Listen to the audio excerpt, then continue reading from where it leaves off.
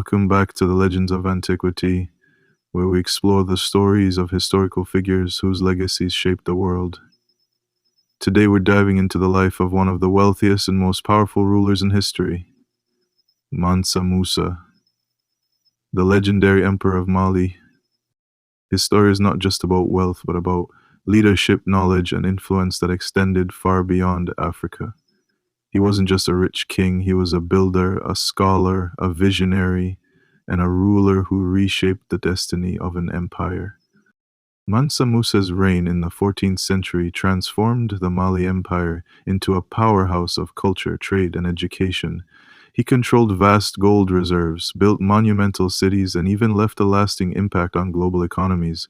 Yet, despite his monumental influence, many people today still don't know his full story.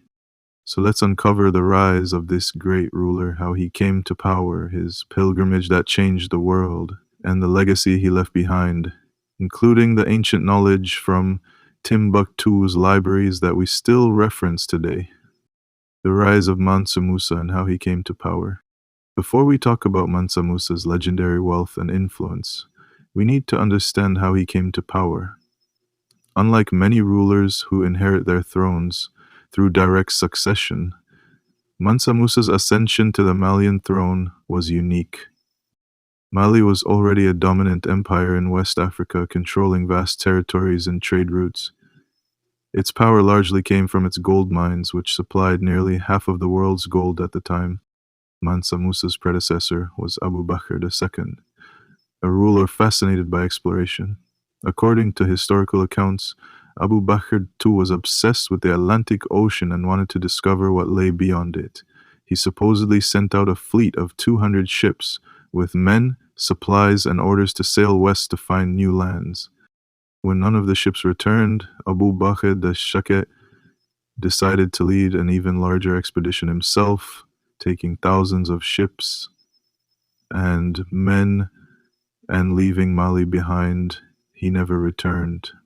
With the throne left vacant, Mansa Musa, who was a trusted noble and a key official within the empire, was appointed as ruler in 1312 AD. Some sources say he was the emperor's deputy, serving as a regent in the emperor's absence, and when Abu Bakr Kado II fell on him, from the moment he took the throne, Mansa Musa expanded Mali's territory, strengthened its economy, and set in motion one of the greatest reigns in African history. Mali's golden age, under Mansa Musa. Once in power, Mansa Musa wasted no time in expanding his empire and strengthening its economy. He conquered key trade cities such as Gao, Timbuktu, and Dienne, ensuring Mali controlled major caravan routes. These cities were centers of commerce where gold, salt, ivory, textiles, and slaves were exchanged. Under his rule, Mali's territory doubled in size, extending into present-day Mauritania, Senegal, Gambia, Guinea, Nigeria, and Chad. The gold and salt trade flourished, making Mali one of the wealthiest empires in the world. Law and order were strictly enforced, with Islamic principles guiding governance and trade. But Mansa Musa wasn't just focused on military expansion. He wanted to elevate Mali as a center of learning, culture, and faith. One of his most famous acts of devotion and diplomacy was his legendary pilgrimage to Mecca, which changed global perceptions of Africa. The legendary pilgrimage to Mecca. In 1324 AD, 12 years after he became emperor, Mansa Musa set out on his famous Hajj pilgrimage to Mecca. This was not just a religious journey, it was a display of Mali's power, wealth, and influence on a global scale. In the Grand Caravan, Mansa Musa did not travel alone. His caravan reportedly included 600 men, including warriors, scholars, merchants, and officials. 200 enslaved people, each carrying gold bars and dressed in the finest fabrics. 100 camels, each carrying 300 pounds of gold dust. Countless horses, provisions, and gifts for rulers he would encounter along the way.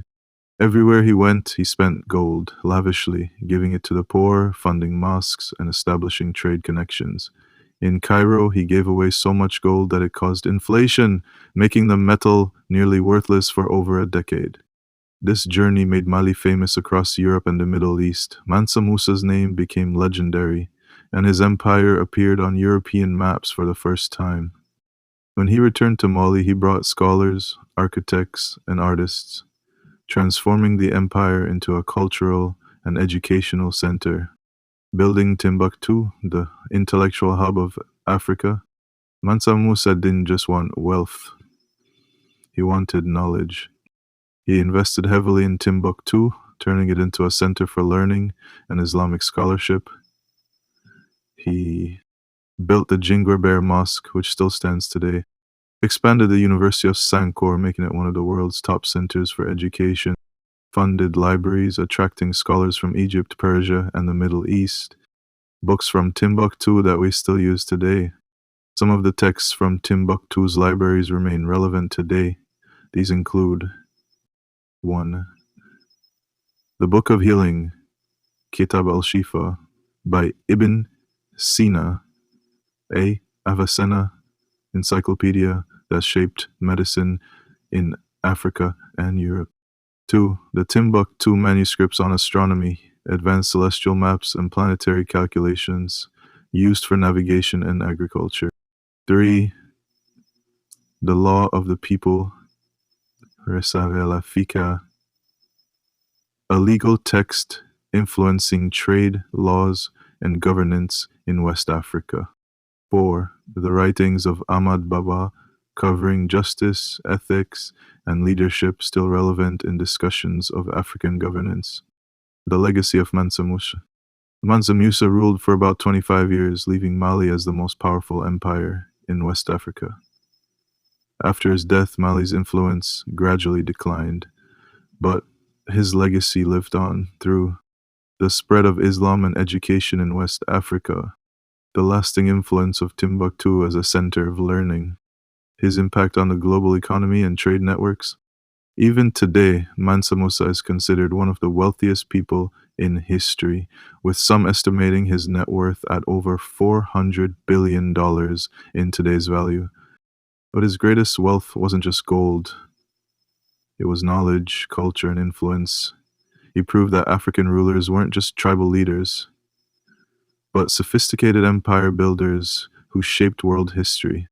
Mansa Musa's story is one of greatness, wisdom, and vision. His journey changed the world, and his contributions ensured that Africa was a center of knowledge long before the European Renaissance. As we reflect on his life, let's ask ourselves, what lessons can we learn from Mansa Musa today? How can we use wealth, not just material wealth, but knowledge and wisdom to build something lasting? Thank you for tuning in to the Legends of Antiquity. If you enjoyed this episode, make sure to subscribe, share, and leave a review. Until next time, keep exploring the legends of the past to understand the future. Stay blessed.